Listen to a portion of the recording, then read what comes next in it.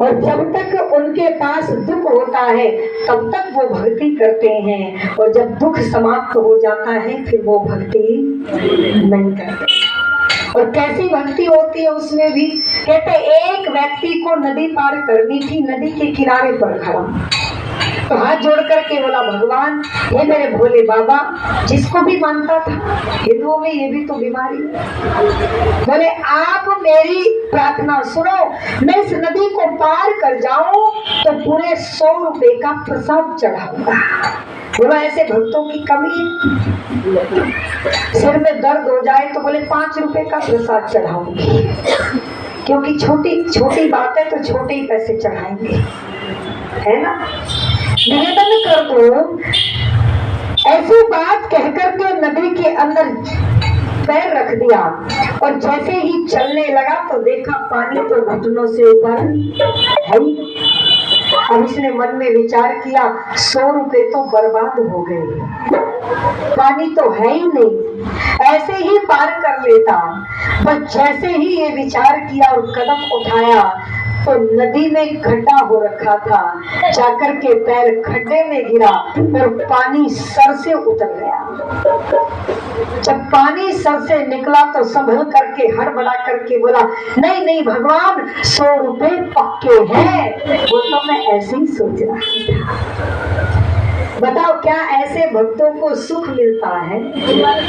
100 रुपए, 50 रुपए, 10 रुपए दान पेटी में डाल करके, या किसी विद्वान को दे करके, या किसी की सहायता करके, और बिना कर्म किए हम विचार करते रहे कि ईश्वर हमें सब कुछ दे देगा, तो बोलो ऐसा होने वाला नहीं है। मैं कल से यही बात कह रही हूँ, आप यज्ञ करते हैं, आप दान करते हैं, तो बोल दो किसी पर एहसान नहीं करते, और नहीं करते तो पापी अवश्य बनते हैं। अरे वेद ने तो निर्धारित किया, आमदनी का 10वां हिस्सा अच्छे शुभ कार्यों के लिए दान करे, और नहीं करोगे तो क्या हो जाएगा? पाप लगेगा। क्यों? क्योंकि बुरे तो बुराई फैलाते हैं, और अच्छे यदि अच्छाई नहीं फैलाएंगे तो फिर पाप लगेगा या नहीं लगेगा? दुर्योधन की कभी हिम्मत नहीं थी कि वो सभा में अधर्म को अपना करके धर्म की हानि कर दे, यदि दादा भीष्म कभी मौन धारण नहीं करते। इसलिए बुरे लोगों की कभी भी हिम्मत नहीं है कि वो बुराई को फैला दे, यदि अच्छे लोग मौन धारण न करें। और इस परंपरा का निर्वाह कर रही है हमारी माता जी और ये मेरी बहनें। मत देखना कि कितने लोग आते हैं, कोई फर्क, इनको देखो ना जो बैठे हुए हैं, नजरिया बदलिएगा। जो नहीं आते उनको क्यों देखते हैं? आप उनके बारे में सोचिए, उन पर तो हमें दया आनी चाहिए।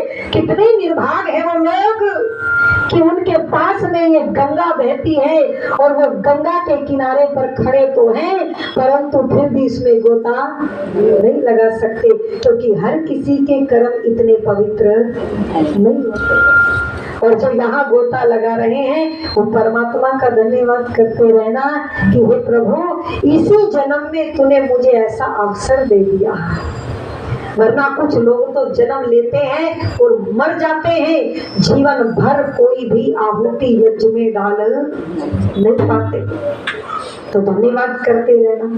आगे कह दिया, बोले सुनो अर्जुन, दूसरे नंबर के भक्त होते हैं रथारथी, जो धन को प्राप्त करना चाहते हैं, कैसे भी मिले। धन कमाना बुरी बात नहीं है।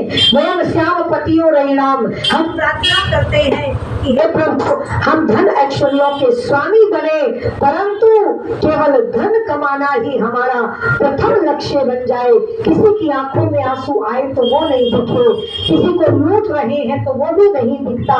तो बोले ऐसे धन कमाने वाले भक्तों की भी कमी नहीं। और वो कैसे भक्ति करते हैं? बोले एक व्यक्ति ने शमशान भूमि के पास लकड़ियों की दुकान खोली और अगरबत्ती जला करके और बोला, विनती सुन ले हे भगवान, खोली लकड़ी की दुकान, फैला दे ऐसी बीमारी, रोज मरे नगर के नर नारी, और लकड़ी खुद के हमारी। बोले क्या ऐसे भक्तों की प्रार्थना ईश्वर सुनेगा? विचार कर। फिर कहते भगवान सुनता नहीं।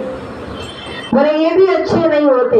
तीसरे नंबर के भक्त होते हैं जिज्ञासु, जो सत्य और असत्य को जानने की प्रयास करते हैं, परंतु जब वे सत्य को जान लेते हैं तो फिर वह अपने आप को सामने रखते हैं, ईश्वर को नकार देते हैं। जैसे कि आज के साइंटिस्ट सत्य जानते हैं परंतु फिर भी सत्य को स्वीकार नहीं करते।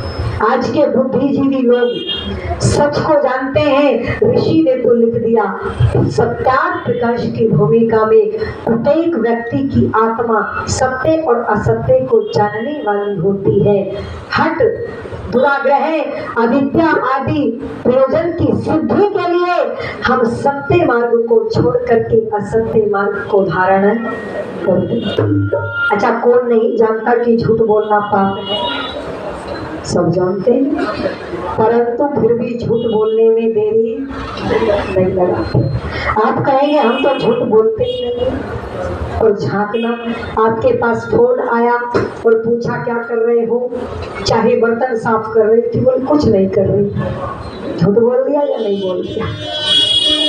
आप घर में अभी निकले भी नहीं, फोन आया, बोले भैया कहाँ हो, बस निकल गया, जाम में फंसा हूँ, बोलो झूठ बोल दिया या नहीं हो? ऐसी ऐसी बातों में झूठ बोलते हैं लोग, बोलो जिनका कोई अस्तित्व भी नहीं। इसीलिए निवेदन कर दो, कहते हैं कृष्ण कि हे अर्जुन, ये तीन तरह के भक्त उत्तम कोटि में नहीं आते। ये भक्त तो है परंतु इनकी प्रार्थनाएं स्वीकार नहीं होती। तो फिर अंतिम और